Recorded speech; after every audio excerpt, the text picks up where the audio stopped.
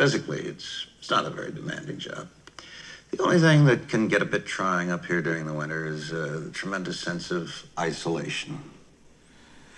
Well, that just happens to be exactly what I'm looking for. If you like to be alone, then these careers are exactly what you need. Has it been 5 years? 6? It seems like a lifetime. Welcome to WatchMojo.com, and today we're counting down our picks for the top 10 secluded jobs. For this list, we've ranked the jobs and professions that demand the most isolation. Alone! I'm alone! I'm a lonely, insignificant speck on a has-been planet orbited by a cold, indifferent sun. Number 10, writer, novelist. To begin, how to start. I'm hungry. I should get coffee.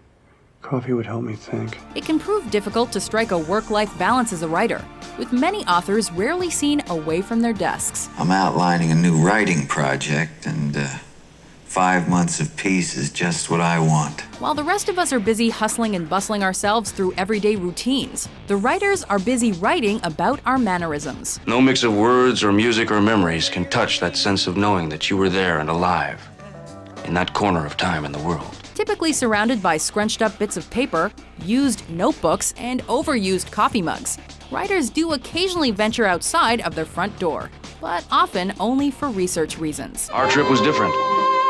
It was to be a classic affirmation of everything right and true in the national character. A gross physical salute to the fantastic possibilities of life in this country. The call of the keyboard is just too tempting to ignore. Alone again. Naturally. Number 9, long-distance runner. That day, for no particular reason, I decided to go for a little run. Anyone who's really serious about his or her running inevitably spends vast amounts of time with no one but him or herself for company. The next morning, due to sheer embarrassment, Miranda got what she needed. A running buddy who pushed her into the 9-minute mile group. You don't get to be the best by sauntering along with your buddies in the slow lane. So you're forced to ditch your friends for training, racing, even eating if you're really dedicated. And even when there are people around cheering you on from the sidelines, it's still solely down to you and your mental toughness. The runner's wall wasn't built for two. Eventually, you're going to hit what runners like to call the wall. And when you do, you won't be able to breathe or think or even move. All you're going to want to do is give up. Number 8, nature documentarian, landscape photographer. Been lucky enough to film with elephants, gorillas, bears, and none of them have ever sat on my head. There are few places on planet Earth still untouched by human exploration, but the best documentary makers and photographers are headed to those exact areas. And even when they're not at especially far-flung corners of the world, they are working in locations where human beings are rare. Sure, there's sometimes a small crew, but there's no one else in the surrounding wilderness, which can sometimes stretch for hundreds of miles. The isolation is worth it, though, if it means getting certain animals on film. Those two cubs, they interact with each other, they interact with their mum. So I knew when I saw those cubs, I was just really excited because I thought, this is the jackpot. Number 7, a night watchman. Hello? Hello? Check. A night shift taken anywhere doesn't usually boast the most social of workplace atmospheres, but there are some that seem particularly lonely. The museum is undoubtedly an interesting place to work, but once the lights are out, the stuffed animals and statuettes can get a little creepy. The solitude is even greater, though, if you're after hours down a mine shaft. Those places are claustrophobic at the best of times, let alone when you're on your own, with just a hard hat and a reading light. So when it collapses, you know about it? Oh, you know about it, yeah. You feel it? You hear it, and you see it, and you feel it, yeah. It's a crumble. You feel it before it even collapses. Number 6, fire lookout. Good morning. I have 51 degrees, RH, 51%. My winds are out of the east at 3. Cloud cover is 20% with some patchy valley fog in the North Fork. A hugely important role, but hugely isolated as well. Lookout posts for wildfires are scattered all over the world. Toma lookout. Go ahead, Glacier Fire. Moen Camp Desert. In desert regions, heavy forest, and generally inhospitable spots, people are employed to survey large areas of land, searching for signs of danger. But even with binoculars, there's rarely sign of human life on the horizon.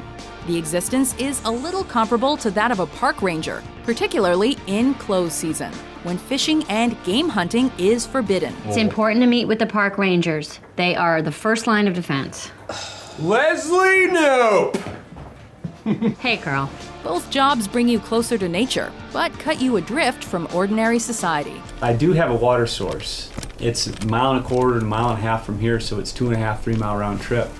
Number 5, Prospector. We all know that the Earth is abundant in resources, minerals, and gemstones. But not many of us know exactly how to find anything of value beneath the ground. That's where a geological prospector comes in, painstakingly searching for miles with the hope of landing on a literal gold mine. I love gold!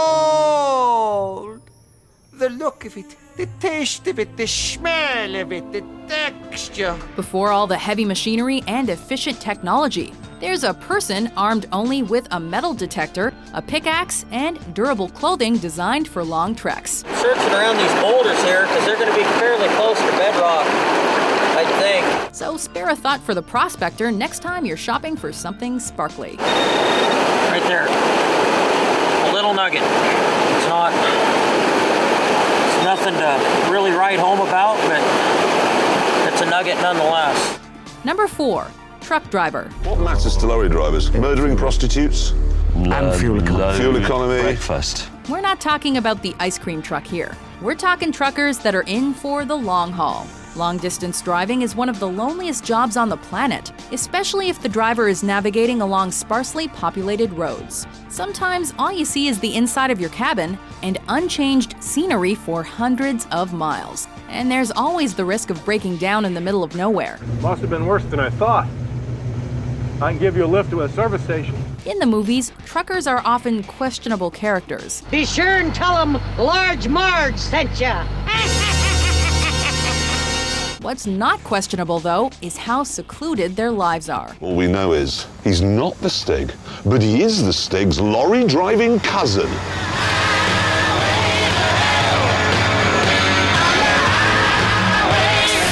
Look, he's got a lorry driver's son. Oh, sunburn, I see, yes, yeah.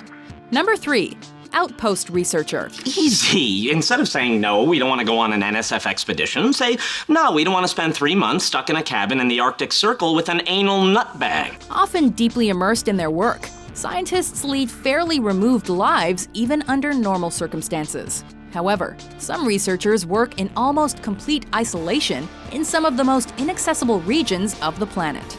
Remote laboratories are set up as workplaces for men and women intent on investigating the unknown, especially with regard to climate change. The whole damn shelf is breaking off!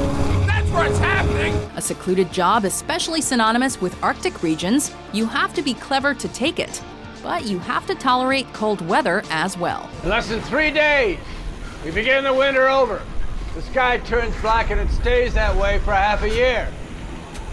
Now, nature did not intend for you to survive out here, but here you are, and here I am. Number 2, Lighthouse Keeper. The Lighthouse Keeper!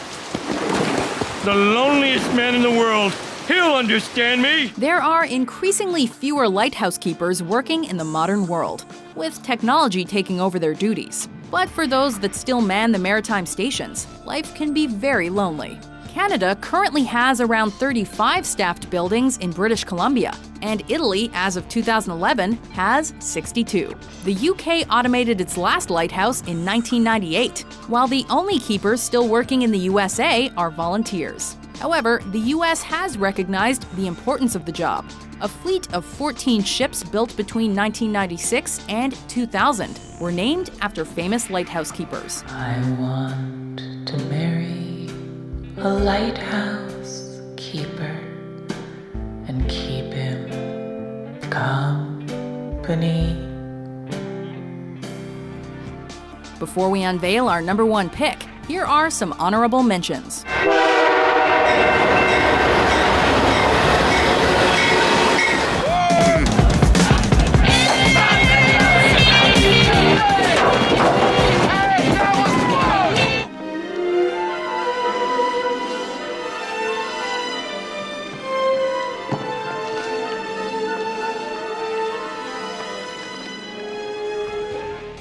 Number 1. Astronaut. Ground control to Major Tom. Ground control to Major Tom. Lock your Soyuz hatch and put your helmet on.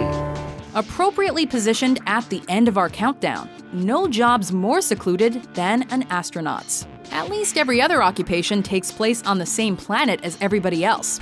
Gotta admit one thing. Can't beat the view.